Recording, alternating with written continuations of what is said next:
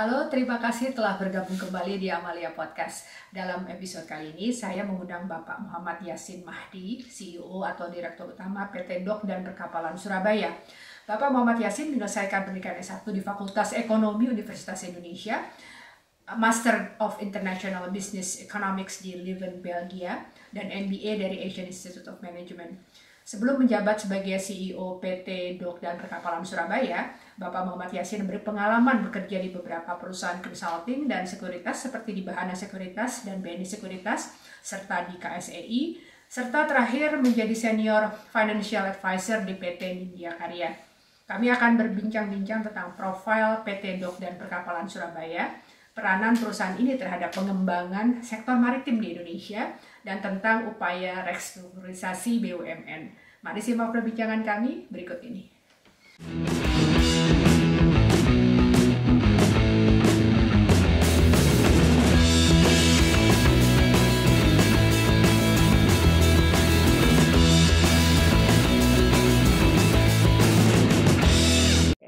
Selamat sore, apa kabar Bapak Yassin? Semoga kabar baik dan sehat selalu.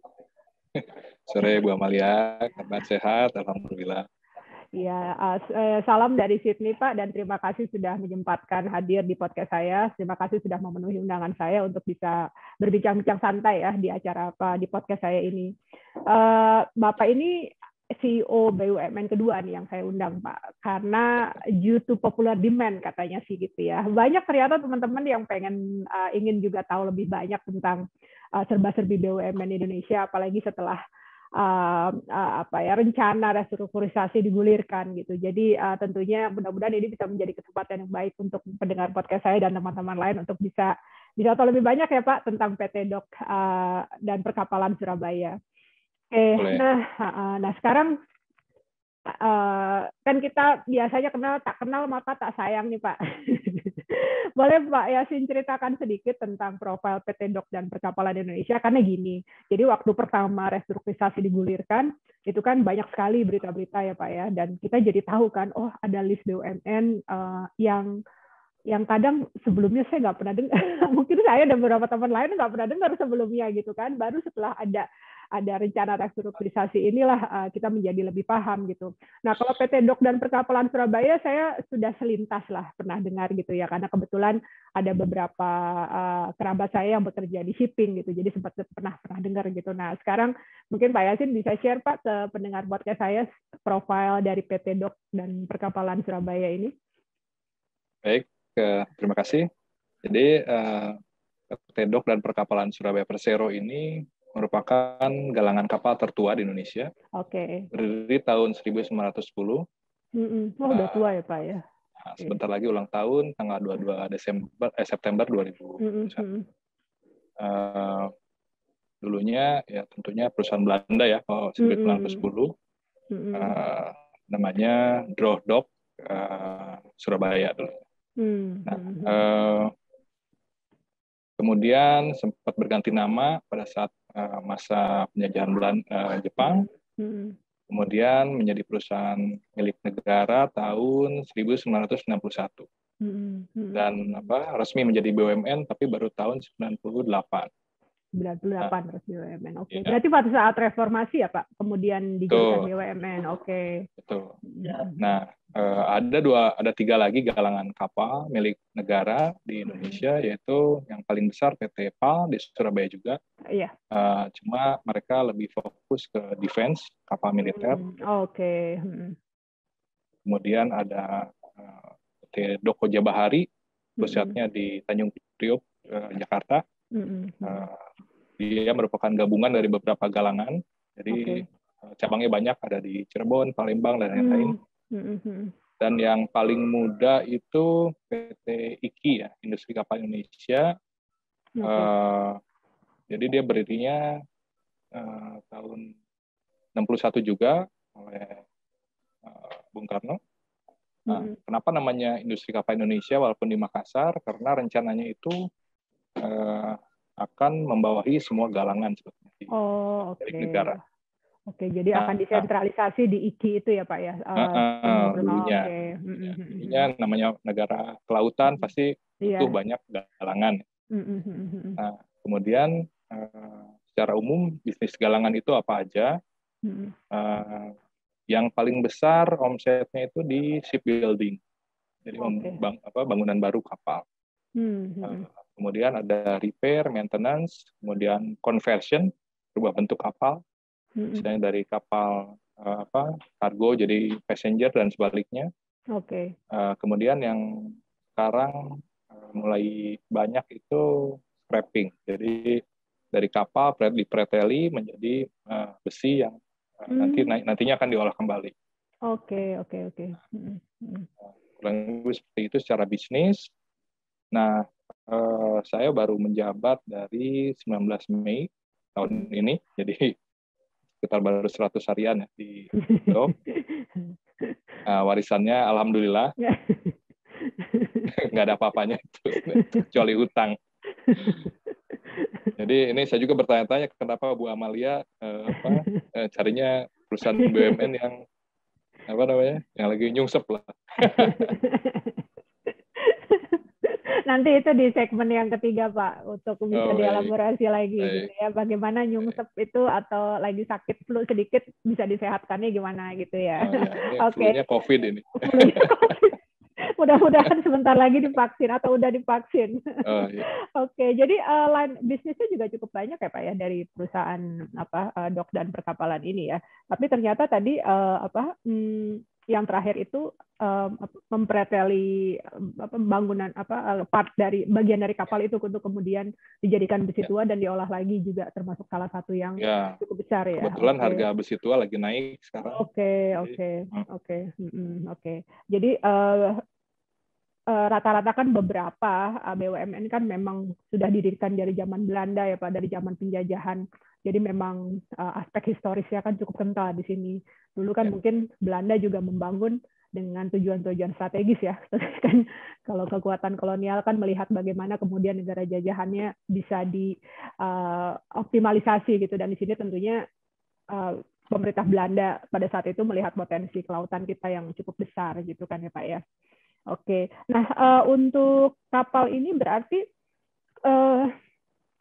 juga melayani ini ya Pak ya, maksudnya dari perusahaan-perusahaan private juga yang kemudian ingin memperbaiki atau mengkonversi kapalnya itu ya. Jadi ya tentu ada kapal milik swasta, shipping swasta ya. Ada milik BUMN seperti Pelni, ASDP. Kemudian ada juga kapal patroli militer karena lokasi kami dekat dengan Armada Timur di Surabaya. Ya, betul. Kapal Pertamina, tanker juga bisa. Tongkang, tugboat juga bisa. Jadi variasinya banyak. Kemudian, secara fasilitas kita karena lahannya terbatas Bu di tengah kota ya. Kita punya namanya floating dock itu. Jadi docknya itu betul-betul di air ya, namanya floating. Kita ada 4 floating dock berbagai ukuran, yang 2.500, PCL 6.000, dan 3.500. Selain itu kita punya slipway. Slipway itu mirip rel kereta. Jadi kapal dinaikin pakai airbag, naik kapalnya, kemudian kita tarik ke daratan menggunakan winch atau penarik. Jadi itulah fasilitas produksi di PT Dok Perkapalan Surabaya. Berarti kalau saya tambahin. Total galangan di Indonesia ada 147. 147. 147, 50 diantaranya ada di wilayah timur. Ya kalau lihat lokasi paling strategis ya tentunya PT Dok Perkapalan Surabaya karena di tengah kota. Yang lain ada di Lamongan, Gresik, dan lain-lain.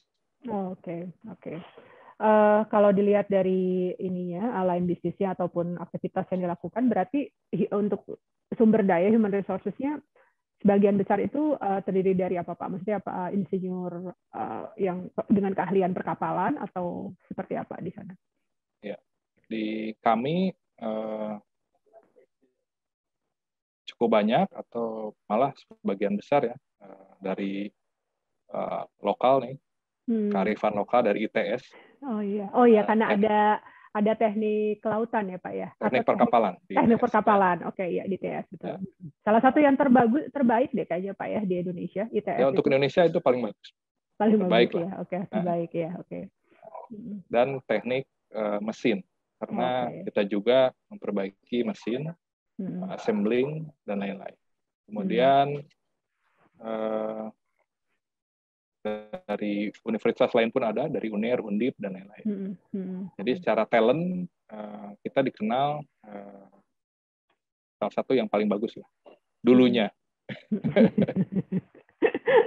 Nanti di bawah kan talent itu harus di-maintain Bu ya, di-maintain, di-retain. Betul. Nggak bisa dibiarkan aja, karena aset apapun kalau tidak di-retain, di-maintain itu nanti quality-nya bisa turun.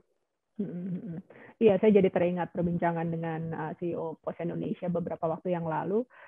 Beliau juga mengemukakan bahwa di perusahaannya juga terjadi perubahan paradigma untuk rekrutmen sumber daya nih Pak. Dulu tuh kan kayaknya semua direkrut gitu ya, jurusannya apa, tapi jurusannya semua bisa masuk nanti terus kemudian dilatih gitu ya. Saya juga mengalami itu. Saya sama Pak Yasin sepertinya cuma beda 2 generasi ya, kita mengalami saat-saat itu gitu. Nah sekarang ingin bertransformasi, berusaha lebih spesifik gitu. Apalagi mungkin kalau Pos kan terkait juga dengan perkembangan digital, jadi ingin lebih fokus gitu pada saat merekrut talent itu yang memang sesuai dengan apa yang dibutuhkan gitu. Nanti kalau di PT Dok dan Perkapalan Surabaya ini kan sepertinya sudah lebih lebih terfokus ya sumber dayanya, karena memang berkaitan dengan aspek teknik perkapalan seperti itu. Dan PR-nya mungkin itu tadi yang Pak Yasin bilang, bagaimana memaintain talent ini supaya bisa stay dan justru semakin berkembang di tempat itu ya Pak ya. Iya, betul. Nah, Pak Yasin sendiri gimana? Ini kan background-nya ya ekonomi lah ya, dan kalau saya tadi baca dari CV-nya nggak ada ininya sepertinya pengalaman kerja sebelumnya di perkapalan. Gimana nih Pak untuk bisa adjust harus cepat gitu ya, apalagi langsung jadi CEO nih. Gimana tuh Pak? Oh, iya. Saya nggak tahu itu jadi dirut itu musibah atau anugerah ya. Waktu pertama dapat telepon itu alhamdulillah, masya Allah, atau apa nih Pak? Saya di WA oleh salah satu staf kementerian tanggal 18 ya atau 19-nya Mei. Besok sudah langsung pelantikan. Nggak sempet nego, saya nggak mau gitu. Jadi nggak ada kata nggak mau gitu. Jadi taruh di situ. Udah tugas negara lah seperti itu ya. Tuh, sebetulnya saya sudah enak-enak di swasta sebetulnya. Udah bolak-balik BUMN swasta, BUMN swasta. Gue panggilan negara lah ya. Jadi harus berusaha untuk bisa bantu gitu. Apalagi lagi kesulitan. Kalau background saya memang 10-12 tahun terakhir banyak berkecimpung di advisory Bu. Terutama yang terkait restrukturisasi. Bahkan saya cukup lama dulu di BPPN, Badan Penyiaran Perbankan Nasional. Itu pasca reformasi ya, Pak ya? Ya. Pak Yasin ya. Kalau bahasa Inggrisnya Indonesia Bank Restructuring Agency. Jadi ada kata-kata restructuring. Ya. Mungkin di situ kali Pak kekuatan Pak Yasin, restrukturisasinya itu sendiri kali ya. Jadi, di situ agak dengar sedikit lah restrukturisasi itu bagaimana. Kemudian selesai ibaratnya di dismantle karena sudah selesai. Saya sekolah keluar ke Belgia, kemudian balik. Saya ikut tim restrukturisasi di suatu perusahaan terbuka namanya PT London Sumatera. Jadi itu restrukturisasinya tidak cuma hutang, tapi corporate. Nah, disitulah saya belajar yang komplit, Bu. Jadi, walaupun restrukturisasi itu rata-rata karena kesulitan cash flow ya, Bu. Tapi justru nomor satu itu yang di cover oleh manajemen waktu itu adalah SDM. SDM. Nah, kebetulan walaupun kesulitan cash flow, tim manajemen waktu itu berhasil mendapatkan injection lah ya, injection baik dari pemegang saham lama maupun dari investor, sehingga program restrukturisasi itu berjalan lancar. Dan yang penting satu, restrukturisasi itu pekerjaan tim, Bu. Jadi harus ada ahli SDM, ahli sistem, ahli IT, keuangan of course, dan lain-lain. Jadi itu suatu teamwork yang kebetulan di Perkapalan Surabaya saya itu masuk ya nggak bawa tim. Jadi tim saya udah dibuatkan oleh kementerian. Ada 2 direksi lain yang lebih senior sebetulnya, latar belakang BUMN karya. Dulu saya bertanya-tanya kenapa ya, yang bukan orang kapal juga. Tapi setelah saya lihat-lihat, yang penting integrity-nya, semangatnya, sama dengan base assumption bahwa ini project company. Project company. Jadi dapat order, kerjakan, selesai, kirim. Jadi bukan sesuatu yang bersifat rutin. Jadi dan kebetulan waktu di restructuring di London Sumatera, saya ditaruh di project management, walaupun orang keuangan. Jadi saya dipaksa belajar S-curve, Microsoft Project dan lain. Cuma itu ya ternyata membantu sekarang.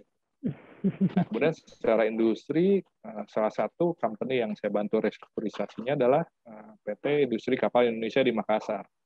Nah, itu memang 10 tahun yang lalu ya, tahun 2011-2012. Cuma itu berguna, Bu. Karena bisnisnya itu selama ratusan tahun tidak berubah. Cuma membangun kapal, mereparasi kapal. Gitu. Malah istilah di pekerjaannya segala macam itu masih yang tradisional puluhan tahun yang lalu, Bu, alias jadul. Kepangkatannya pun masih mengikuti PNS, Bu. Jadi ada penggolongan seperti PNS lah, bagaimana. Kalau Ibu pernah jadi pegawai negeri. Jadi memang itu sesuatu yang pelan-pelan kita harus rubah karena sudah berjalan puluhan tahun. Nah, kenapa sih saya ditaruh di situ? Karena memang di CV saya banyaknya ikut program di advisory, restructuring, dan lain-lain. Jadi dipikirnya nih, saya nih bisa nih men-turn around kondisi Dok dan Perkapalan Surabaya yang banyak hutang menjadi sehat. Kendalanya nanti ada lagi. Nah, saya nunggu Ibu nanya dulu. Terus yang ngomong.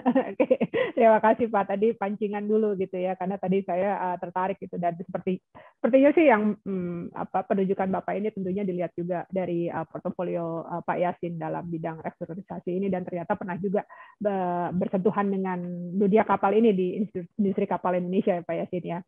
Nah, ini kembali lagi ke fitrahnya lah industri perkapalan ya Pak. Nah, kita ingat di awal-awal pemerintahan Presiden Joko Widodo kan kencang sekali menyuarakan tentang pentingnya poros maritim waktu itu ya. Sekarang udah mulai agak sayup-sayup sih Pak, baterainya udah mulai lemah sepertinya gitu ya. Tapi kita di awal kita kemudian disadarkan bahwa memang we have been neglecting this gitu for years ya. Kelautan kita itu kurang diperhatikan gitu. Bahkan penunjukan Menteri Perikanan ya waktu itu kan baru setelah reformasi kan, dan itu pun perikanan gitu, jadi tidak memandang maritim sebagai aspek strategis yang komprehensif lah seperti itu. Nah, kalau bicara sektor maritim kan tentunya terkait juga tentang perkapalan ini ya Pak ya, Dok dan perkapalan. Nah, karena sekarang Pak Yasin CEO nih, kan tentunya kalau CEO ada visi ke depan gitu ya Pak ya, selain tadi target jangka pendek untuk menyelamatkan dan menyehatkan, kira-kira apa menurut Pak Yasin aspek strategis dari industri perkapalan di Indonesia ini untuk menunjang pembangunan sektor maritim kita yang belum sepenuhnya optimal, tapi setidaknya semangat itu sudah ada, Pak. Jadi 10 tahun lalu waktu saya jadi advisernya Industri Kapal Indonesia, kami di tim melakukan market research, Bu. Ada berapa sih populasi kapal di Indonesia, berbagai jenis dan ukuran. tahun itu aja ada sekitar 13.000. Okay. Nah, kapal ini by regulation wajib docking.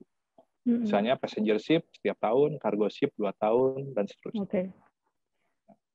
Sedangkan tadi saya sampaikan jumlah perusahaan galangan di Indonesia itu 150. Jadi kalau 10 tahun lalu ada 13.000 kapal dibagi 150. Nah, itu sementara masing-masing tiap tahun atau tiap 2 tahun harus docking, kurang sebetulnya jumlah galangan. Nah, terus akhirnya pergi kemana mereka? Ke tetangga, Bu. Ke Singapura. Singapura, oke. Gitu. Jadi ya capital flight lah. Mereka pindah ke Singapura. Okay. Nah, galangan untuk tanker atau kargo yang super size, Bu, namanya apa, Panamax lah segala macam, yang ratusan ribu DWT, itu nggak bisa di Indonesia. Itu ke Singapura terpaksa. Padahal kita punya banyak. Okay. Nah, tanker Pertamina yang besar di atas 17.500 tidak bisa di galangan BUMN karena paling besar itu adanya di di PT Dokoja Bahari, itu pun kapasitas kecil, sementara Panamax itu 65.000 DWT. Nah, jadi seperti Ibu sampaikan, for many years, many decades kita lalai gitu ya di sektor ini maritim. Padahal kita negara kelautan, kita mentransport barang dan manusia banyak melalui laut, pulau banyak. Kita punya BUMN namanya ASDP, transportasi antar pulau, kapalnya 200. Ya, mungkin perlunya sebetulnya lebih, cuma dia saat ini punya 200. Kita punya Pelni, kita punya Jakarta Lloyd, Jakarta Lloyd company yang BUMN. Belum Pertamina armadanya banyak, dan Pelindo. Pelindo kan dia parkirin kapal dan lain-lain pakai kapal juga, dan punya kapal operasional. Belum militer, Bu, AL. Yang punya yang captive aja, Bu, itu udah banyak. Dan kita galangan cuma 4 yang nasional, yang BUMN, satunya khusus militer. Jadi ya kondisinya harusnya ini strategis. Daripada lari ke Singapura kan harusnya kita punya sendiri. Gitu loh. Jadi kita uangnya muter di Indonesia aja harusnya. Kenapa harus ke Singapura dulunya? Kenapa nggak bikin ya? Kok malah Singapura yang bikin? Gitu. Jadi strategis ya, sangat strategis, Bu. Kita laut, kebanyakan laut daripada daratan. Darat, betul, ya. Oke. Jadi memang sebetulnya kalau lebih tekankan juga kepada ketersediaan sih Pak Yasin ya, bahwa armada kita banyak, kapal dari berbagai jenis, tapi kemudian untuk galangannya atau untuk doknya itu kurang, seperti itu. Bahkan mungkin ke depan bisa juga akhirnya kita yang seperti Singapura kali Pak, menyewakan. Karena kan sebetulnya cukup potensial ya, karena kan kita ya laut kita punya banyak potensi gitu untuk lebih dikembangkan lagi gitu ya. Nah, kalau untuk itu kan tadi doknya ya Pak ya, untuk memarkir lah ya, ini untuk menempatkan kapal-kapalnya. Nah, kalau untuk industrinya sendiri gimana Pak Yasin? Nah, industri kan kita masuknya manufaktur, Bu. Kalau di klaster kementerian sekarang semua galangan kecuali PAL itu masuknya manufaktur. Karena kita membangun kapal, dan dulunya sering bangun untuk DPS. Dulunya track record-nya adalah membangun tanker untuk perkapalan Surabaya. IKI malah belum pernah, Dokoja sering. Nah, keahliannya ada, pengalaman ada, cuma secara kepengurusan ya, Bu, kepengurusan dari pemegang saham, dari mulai memilih direksi,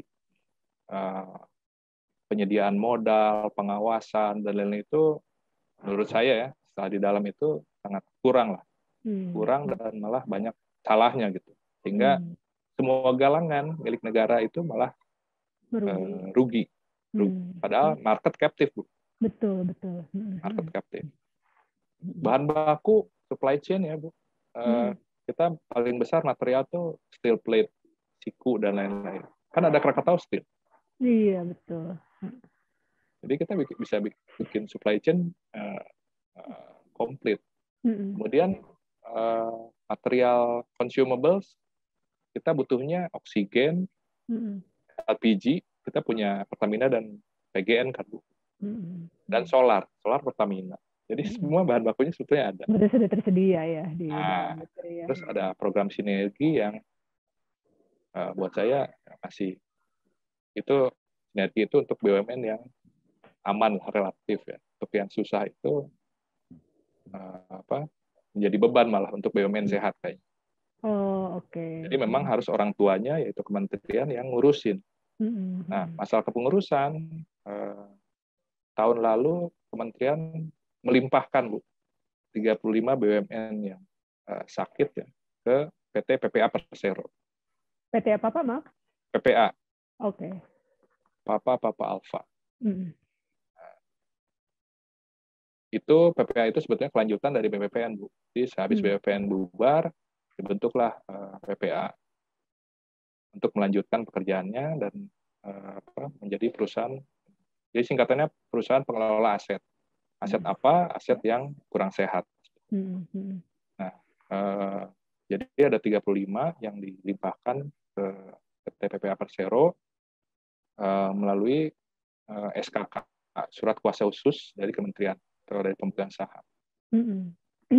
Nah, of course nanti di PPA kan diperlukan capital ya Bu. Karena kesulitan kami semua di sini adalah equity. Equity dari pemerintah adalah bentuknya PMN. Nah, pengurusan PMN ini kan harus diajukan oleh Kementerian Keuangan oleh Kementerian BUMN ke Kementerian Keuangan dan nanti ke DPR. Nah itu sepertinya itu merupakan suatu proses yang ingin dihindari sekarang ketemu DPR. Kalau saya jadi anggota DPR, saya akan nanya, Anda ini kok kemarin ngapain aja? Kok ada 35 BUMN yang sakit, terus minta duit sekarang gitu kan? Nah, sudah kebayang role play-nya ya di sidang-sidang dewan kan. Jadi tidak dilakukan. Kapasitas PT PPA ini juga kan limited Bu, karena sebelumnya dia sudah ada bisnis sendiri. Jadi dia ada modal tapi untuk bisnis yang lain. Nah, sehingga pertolongan yang diberikan ke 35 BUMN sakit itu, BUMN RR ya istilahnya restrukturisasi, itu sifatnya facility Bu, seperti bank. Jadi kami diberi dana talangan dengan interest yang di atas market. Jadi berat itu sebetulnya. Dengan harapan kami bisa recover dan at least normal lagi sebelum nanti dikembangkan. Kalau di forum ini saya boleh agak jujur, agak mismatch nih. Kami kebutuhannya equity dan dibantu masalah hutang yang macet ya. Tapi yang diserahi wewenang dan tanggung jawab untuk mengurus kami, dananya tidak ada dan mungkin ekspertisnya juga kurang. Karena yang pengalaman restrukturisasi itu Bu, kan dulu 98 Bu.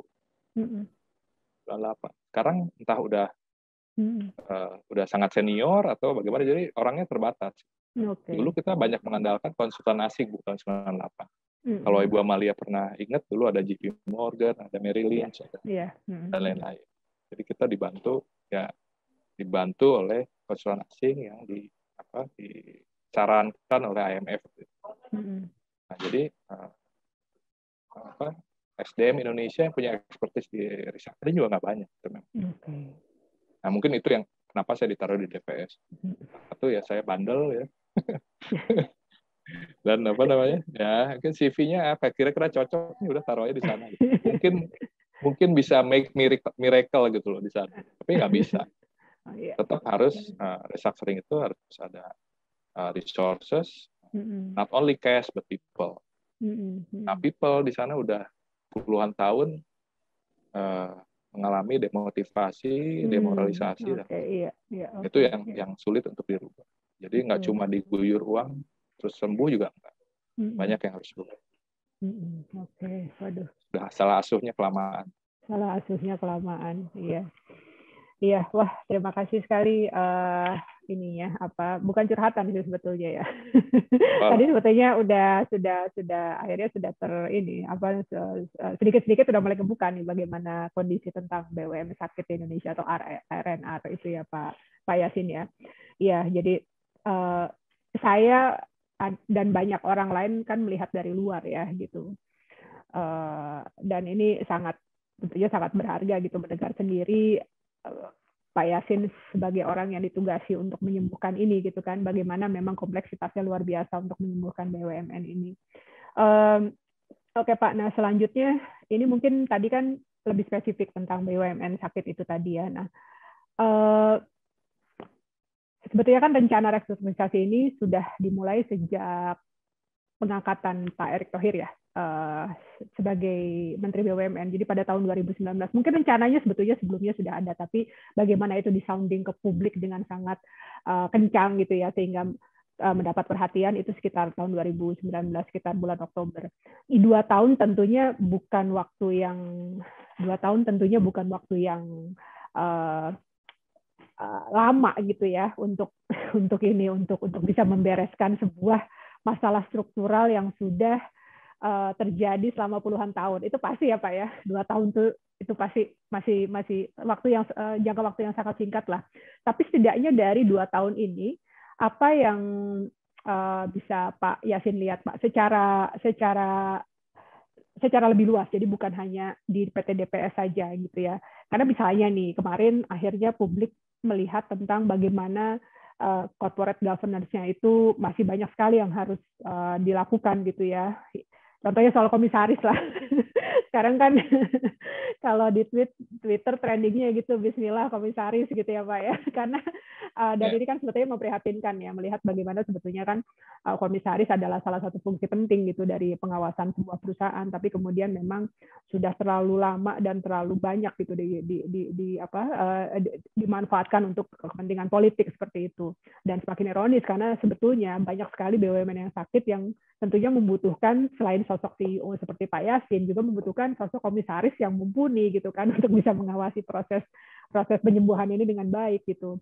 Nah ini mungkin kalau secara umum Pak Yasin gimana Pak melihat upaya selama kurang lebih 2 tahun ini untuk menyehatkan BUMN di Indonesia? Kalau yang saya lihat ya, masih. Jadi kalau tadi Ibu sampaikan bahwa 2 tahun ini terlalu singkat untuk restrukturisasi, sebetulnya kalau melihat pengalaman negara lain ya Bu. Bisa lebih cepat ya justru Pak ya? Justru restrukturisasi ini harus cepat Bu. Harus cepat, oke. Biar nggak masuk angin, iya. Oh gitu, jadi grab gitu ya kesempatannya ya, oke. Iya. Ya memang negara kita track record-nya kurang bagus dari sisi speed, Bu. Lemot lah ya. Dulu kita recover dari krisis 98 lama, sementara Korea, Thailand, dan lain-lain cepat. Ya. Di kita ada masalah fundamental di birokrasi yang menyebabkan ada China Wall, ada ya berbagai macam lah vested interest dan lain-lain yang menyebabkan kita recovery-nya susah, Bu. Lama gitu ya. Lama. Jadi kalau disampaikan dari 2019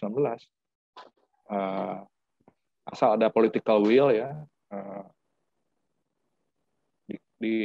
yang di backup oleh regulasi harusnya 2 tahun selesai malah menurut saya. Gitu. Oke. Ya contoh kalau untuk DPS lah nggak usah jauh-jauh. Kalau sisi komisaris alhamdulillah saya dikasih komisaris walaupun senior tapi bagus ya menurut saya.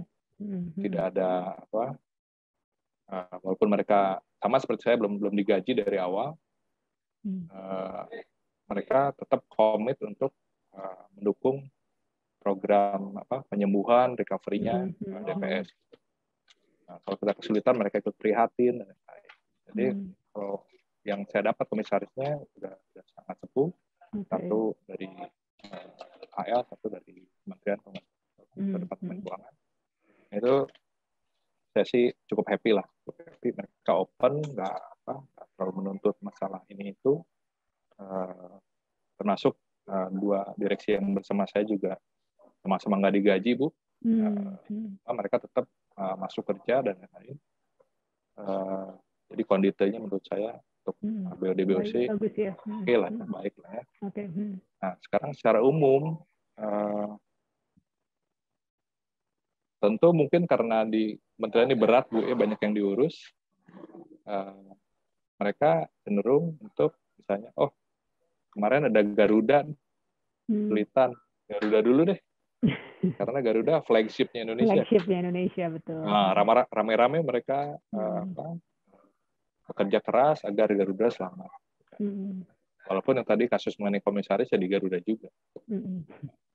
Terus nah sekarang di 35 BUMN sakit ini, Bu, yang medium size ke bawah, apa yang sudah dilakukan selama 2 tahun, rasanya baru 1, Bu, kertas leces dipilotkan. Nah, jadi udah 1 dipilotkan, ada 1 sedang proses PKPU, mungkin yang lain menyusul. Jadi kenapa PKPU? Karena paling low cost. Paling low cost, dan kalau misalnya sudah masuk proses PKPU, itu perbankan, pihak ketiga, karyawan, pensiunan, belum dibayar, nggak bisa ngapa-ngapain. Karena sudah diputuskan pengadilan dalam kondisi PKPU. Gitu. Nah, saya mencoba mengerti juga, oh iya, karena resources-nya nggak ada untuk menyehatkan. Karena menyehatkan butuh capital. Capitalnya nggak ada, atau nggak diurus, atau nggak dikasih. Satu-satunya jalan tinggal langkah hukum, Bu. Nah, langkah hukum ini ada risiko, ya, ada risiko karena bisa jadi misalnya permohonannya PKPU, tapi keputusannya kepelitan gitu. Akhirnya terpaksa ditutup. Gitu. Kalau secara umum lagi nih, Bu, ya menurut saya BUMN ini memang terlalu banyak. Ngapain sih BUMN punya pabrik kertas dan lain-lain? Sementara di konstitusi kan cuma ada 3. Hajat hidup orang banyak, sumber daya alam, yang ketiga penting bagi negara. Kalau hajat hidup orang banyak itu jelas, Bu. Air, energi, sumber daya alam, batu bara dan lain-lain. Penting bagi negara itu berubah-ubah, Bu, tergantung zaman. Iya, betul. Nah, zaman baru merdeka, kertas leces penting bagi negara nggak, Bu? Iya. Penting, karena program pertama Pak Harto adalah Inpres, SD Inpres. Iya. Butuh buku tulis. Belum ada produsen buku tulis. Negara bikin pabrik buku tulis. Iya. Nah, tapi setelah zaman bergeser, tidak dibutuhkan lagi, harusnya diserahkan ke swasta, tertutup. Jadi yang ketiga ini penting bagi negara ini. Iya. Dinamis sifatnya, ya. Dinamis. Nggak bisa di-keep selamanya. Betul. Jadi namanya juga PT, ya. Ya, kayak mungkin dulu Ibu main Friendster, sekarang nggak ada Friendster. Dulu ada apa, sekarang nggak ada. Di private world itu beda dengan BUMN. Harusnya BUMN ngikut gitu. Tapi begitu. Jadi akhirnya sekarang jadi terlalu banyak BUMN-nya gitu. Yang nggak perlu-perlu masih di-keep gitu. Dulu waktu program infrastruktur, ya dibentuklah BUMN karya. Banyak. Tapi kenapa harus ada belasan BUMN karya? Kenapa nggak cuma 1-2? Sehingga mereka ini kompetitif gitu. Kalau sekarang kan bagi-bagi kue jadinya. Nah, bagi-bagi kue ini jadi karena persaingan yang nggak pure, akhirnya jadi high cost kan untuk pembangunan infrastruktur. Karena kalau dibiarkan kompetisi ini kan yang diuntungkan biasanya customer, pengguna jalan. Jadi kalau secara lebih luas lagi BUMN ini harusnya di trim lah, dirampingkan. Hanya beberapa BUMN saja. Dan itu memang membutuhkan political will yang sungguh sangat kuat, ya Pak. Dan perlawanannya, penentangannya pasti juga luar biasa gitu, karena itu tadi sudah bertahun-tahun dijadikan itu tadilah alat politik, alat untuk ya, politik dan bisnis. Politik dan bisnis, ya betul. Iya, oke. Ya, memang ya kompleks ya Pak ya. Ini mungkin komentar standar dari seorang yang dari luar seperti saya gitu. Tapi tadi yang Pak Yasin sampaikan tentang bagaimana sebetulnya BUMN memang harus dinamis, itu memang penting sekali Pak. Itu memang kerasa sekali ya, bahwa kan memang sesuai dengan perkembangan zaman, ada beberapa bidang-bidang yang memang sudah tidak relevan lagi gitu. Nah, saya ingat waktu itu salah satu yang saya nggak pernah dengar sebelumnya itu PT Iglas. Itu sebelumnya membuat gelas untuk Coca-Cola ternyata ya Pak ya. Nah, Coca-Cola itu kan sekarang kebanyakan kan udah pakai kaleng kan gitu ya. Dan terus bahkan udah pakai botol plastik. Ada yang udah pakai botol plastik, betul. Dan ya saya bisa membayangkan bagaimana kemudian industri tersebut kehilangan relevansinya gitu kan, walaupun itu tadi antara kehilangan relevansi atau kemudian bertransformasi ke bidang lain apa yang bisa dilakukan. Tapi selama kemudian akhirnya berkutat di situ saja ya akhirnya ya menjadi beban negara juga ya Pak Yasin ya. Yeah. Nah ini tentunya kan kasusnya berbeda sekali dengan PT DPS karena ini adalah salah satu industri strategis. Jadi mudah-mudahan kehadiran Pak Yasin dengan pengalaman restrukturisasi gitu ya dan juga exposure ke dalam dunia perkapalan bisa bukan dukun yang langsung nyembuhin ya Pak ya. Tapi prosesnya pelan-pelan gitu ya, seperti COVID kita lah sekarang ya, sedang kita jalani. Mungkin ada pengobatan ini, terus kemudian berubah lagi, kita kemudian tergantung vaksin, harus pakai prokes juga. Pasti ini membutuhkan sebuah upaya penyembuhan yang sangat kompleks. Dan good luck Pak, tentunya usaha Pak Yasin didukung oleh rakyat Indonesia lah yang salah satunya tentunya ingin juga melihat industri perkapalannya maju lagi gitu ya. Kan dulu kita kalau lagu-lagu kita masa kecil kan nenek moyangku orang pelaut ya Pak ya. Iya. Iya, gemar mengarung luas samudra pakai kapal-kapal Indonesia sendiri dan kemudian bisa memanfaatkan fasilitas yang juga milik anak bangsa. Oke Pak Yasin, terima kasih banyak atas waktunya. Saya banyak sekali mendapat ilmu baru karena saya akhir-akhir ini memang sedang senang mengamati corporate governance Pak, karena ternyata banyak isu-isu menarik di dalamnya gitu. Oke, sekali salam untuk staf dan kolega di PT DPS, tetap semangat walaupun PR-nya banyak dan berat. Dan saya juga senang sekali tadi mendengar bahwa PT DPS merupakan salah satu tempat bagi talent-talent terbaik ya, anak-anak bangsa Indonesia dalam bidang perkapalan, dan semoga akan bisa bertahan seperti itu.